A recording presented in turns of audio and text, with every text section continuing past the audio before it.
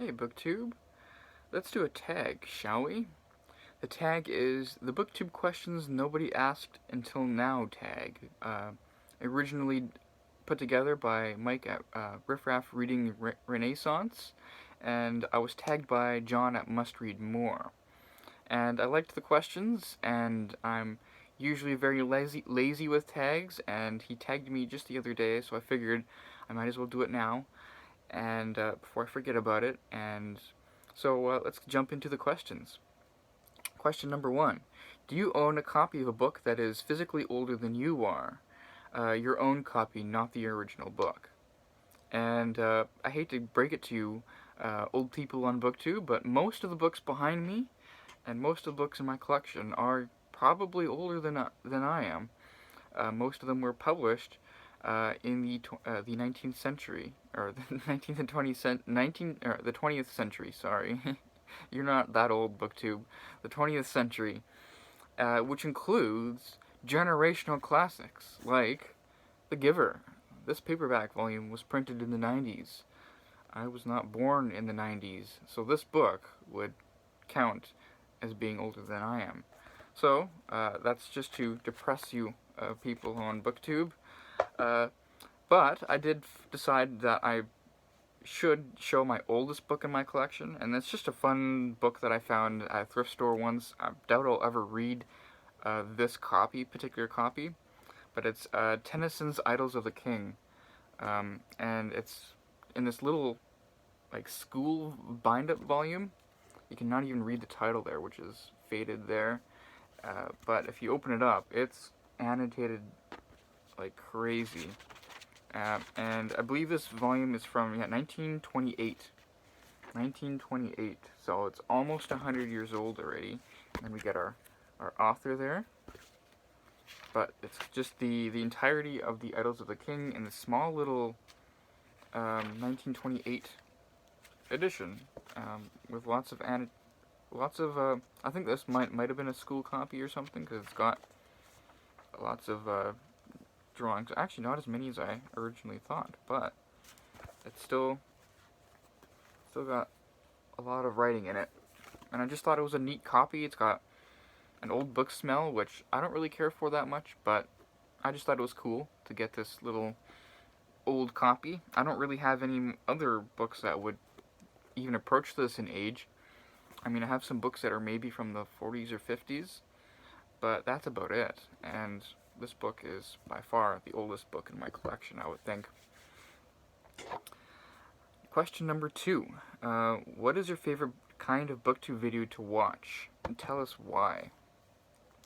And I would say chatty wrap-up videos, where people go over what they've been reading lately, and just enthuse about the books that they've read. And I think I really like those kinds of videos because I just like seeing people happy about what they're reading, but I also like it when someone is so enthusiastic that it convinces you that you should read that book too, and it makes me look out for that book. And if I see it at a thrift store, I'm likely to pick it up and give it a read someday. And I really like that. I just like that continuing of the bookish conversation. So I really like wrap up videos. And I really need to do them more often on my channel. I always drop the ball there, but we'll see if I can improve that going forward. Question number 3 is, what is your favorite kind of BookTube video to watch? Oh, whoops, that was the same one. No, what is your least favorite? Sorry, number 3 is, what is your least favorite kind of BookTube video to watch and why? I would say, this is going to sound weird, but I would say BookTube videos that are under 10 minutes. And I think a good bookish chat needs at least 15 minutes to, to be interesting and to be, authentic. I guess the reason why I think that is because all the BookTube channels that I watch post longer videos, and I just love seeing a 30-minute video and just putting it on and getting some work done around the house, and as I listen to this person chatting about what they've read lately, and I love that feeling. And you don't get that if I have to constantly poke at my phone at these 8-minute videos that these Neanderthals put out. So no, if you're under 10 minutes, I might even not watch the video, just in general. And especially when after I've read a book that's fairly popular, I like to look up reviews on YouTube where people just talk about the book dedicatedly for a certain length of time, and you'll be amazed at how many BookTube videos there are that are like 6 minutes, 4 minutes, and they're like, here's a review of, I don't know, some 1,000-page book, and here's a 4-minute review, and I don't even bother to click on those videos because it just seems so ridiculous that you'd have, how is 4 minutes enough to discuss a book, any book, let alone a book that's 1,000 pages long? So no, I only trust it if it's over 10 minutes, preferably 15 minutes or over. I love those videos, those longer videos. So question number 4 is, what is a favorite book about books and reading? So it can be fiction or nonfiction. And I don't have any prompts for you right now, but I would say it's probably equally the same for 2 fictional books for me, Fahrenheit 451 and The Book Thief. And they're both books about book banning and book burning, but they're also about the joy and the sheer wonder of books and reading. And I love that part of each of these books. I think that's what makes the book burning part of these books so much more poignant in contrast, where if books are burned, what are you burning? What kind of joy and knowledge and wisdom are you getting rid of? I love these books and how they explore that a person coming to books and reading and growing their love for it. So Fahrenheit 451, it's an adult who's coming to books late in life or at his early middle age, but then The Book Thief is a young girl who's learning how to read and write and learning how to appreciate books in a world that's very hostile to certain kinds of books, at least. And I love it. It's very enjoyable. So question number 5: what is a favorite book that is not from either your own country or the USA or the UK or and I guess i.e. the rest of the world? So it's got to be I guess a non-Western book or a non-European book. What is your favorite book? And I haven't read a whole lot that I guess would not count as non-Western or non-European. So like books from Africa or books from South America or from Asia. But there is one that really does stick out, and it's a book I've talked about before. It's The Tale of Genji by Murasaki Shikibu. And this is the Dennis Washburn translation, which I don't even think is, at least in print in this beautiful volume, anymore. But I read this last year in January, and I still think about it. I just love this world. It's a book that was published, or that was written, over 1,000 years ago. Over 1,000 years ago in Japan. It's a Japanese classic. And it's just so weird, so strange, and yet so dreamy and evocative. And you're in a completely different world with completely different social conventions, and you can't make sense of this world that has so many different rules and but yet it's so familiar at the same time, in the sense that the people are still people, and they still have their gripes and their values and their follies. I thoroughly enjoy looking back at my time reading this book. It took me a long time because it's a very big book. And the print is by no means very very big either. So it's small print, and it's well over 1,000 pages, and maybe the last, say, 400 pages excluded, I just loved the reading experience of going through The Tale of Genji, and I would love to do it again and try some other translations. But I won't be doing that anytime soon, though, because I don't think I'll have time for any 1,000-page books anytime soon. Moving on to question number 6. What classic literature book did you enjoy reading the most, if any? And I guess with BookTube, you can go with the traditional classic definition, which is any book that I guess would be published by Penguin Classic or published by a classic reprint line, or a book that's just much older than you are. But I'm going to go with Steve's definition of ancient Greece and Rome, the actual classics of ancient Greece and Rome. I'm going to go with the Greek tragedians. I like all of the Greek tragedians, though I think Euripides I do need to come to grips with a little bit more. But I really loved reading the Greek play, the tragedians, and specifically Sophocles.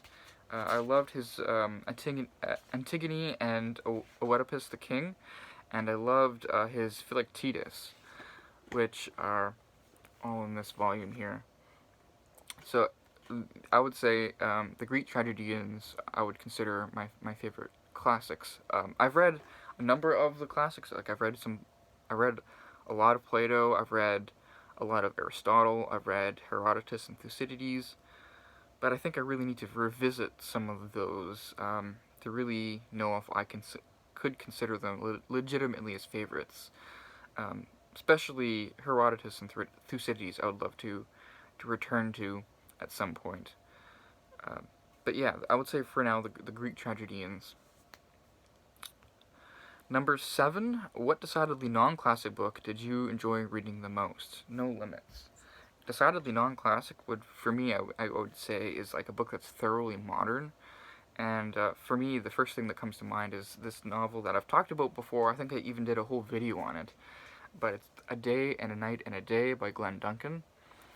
And I don't know if you can really see that cover there. It's not a very good looking cover, but my paperback has a different cover. But this book is a short book about a mixed race man who gets caught up in a terrorist group and is caught by the American intelligence and is basically tortured as a terrorist. And that's what The Day and a Night and a Day means, is that he's being tortured for a few days.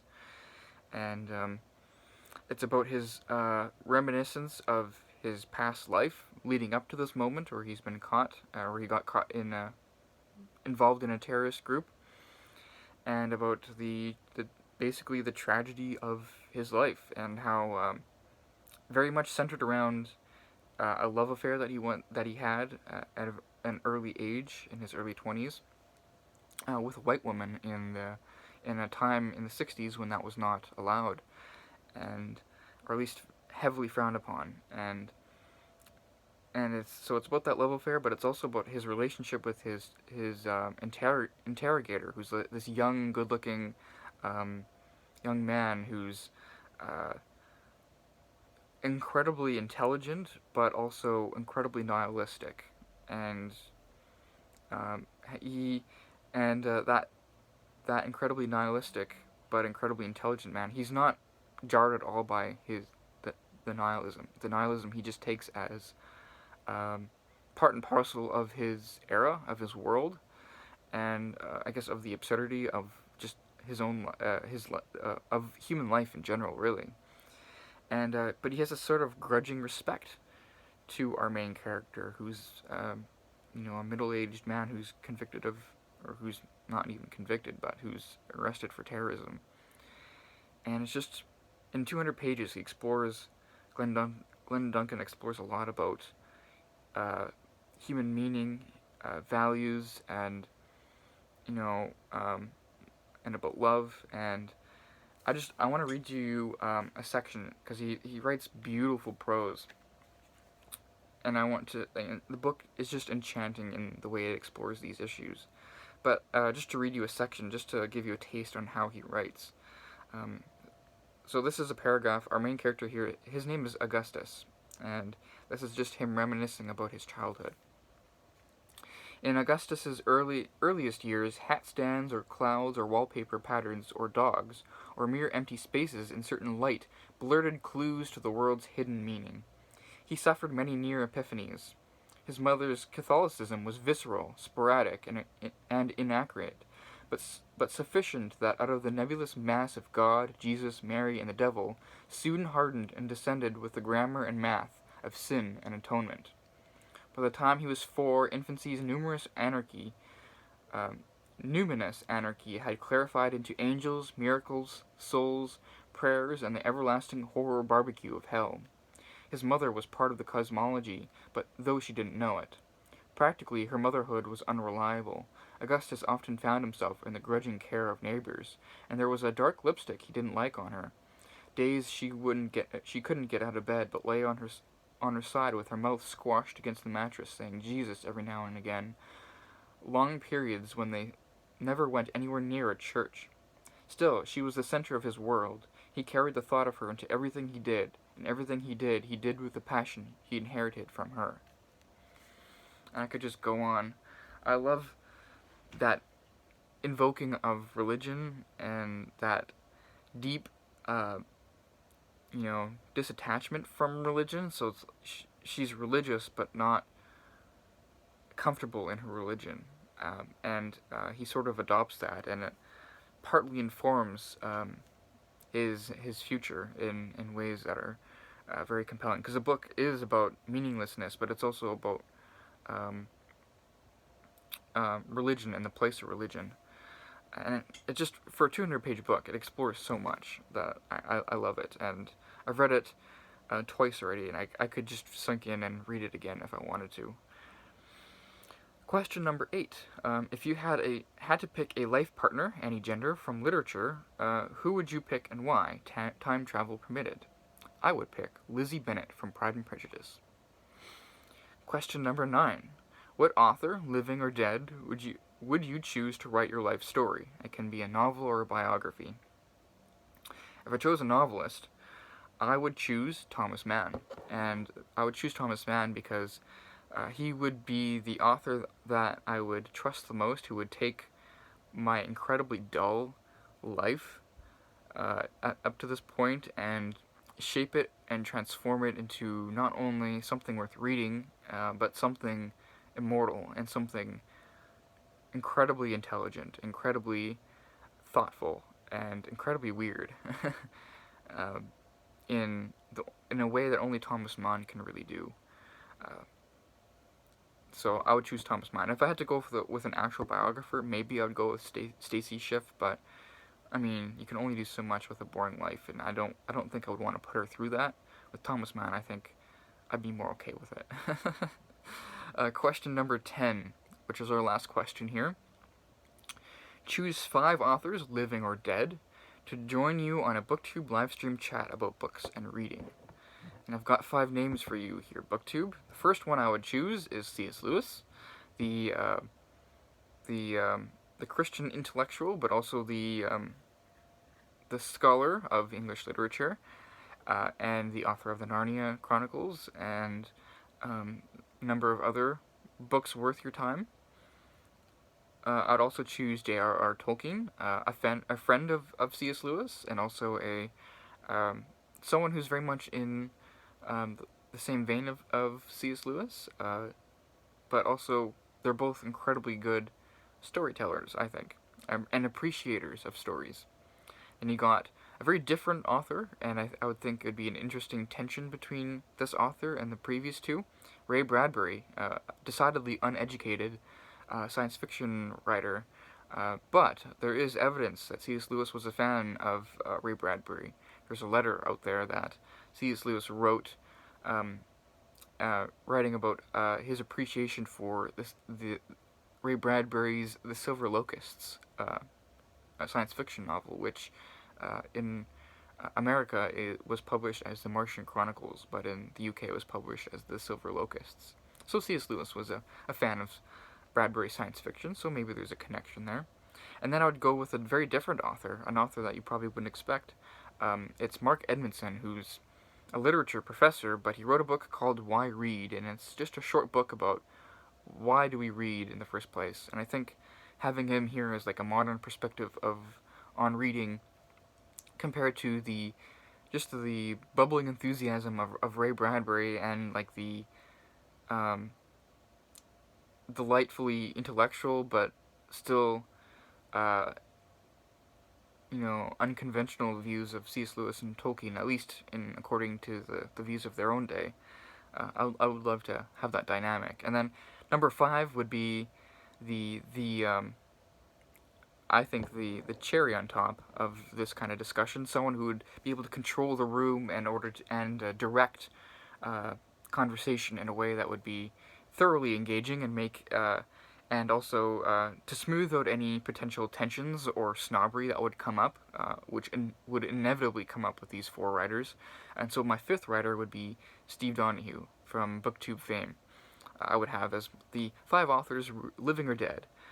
2 are living, Mark Edmondson and Steve Donahue, and then and then the other 3, C.S. Lewis, Tolkien, and Ray Bradbury, they are all dead. But if I could have them all in a live stream, I think that would be a lot of fun.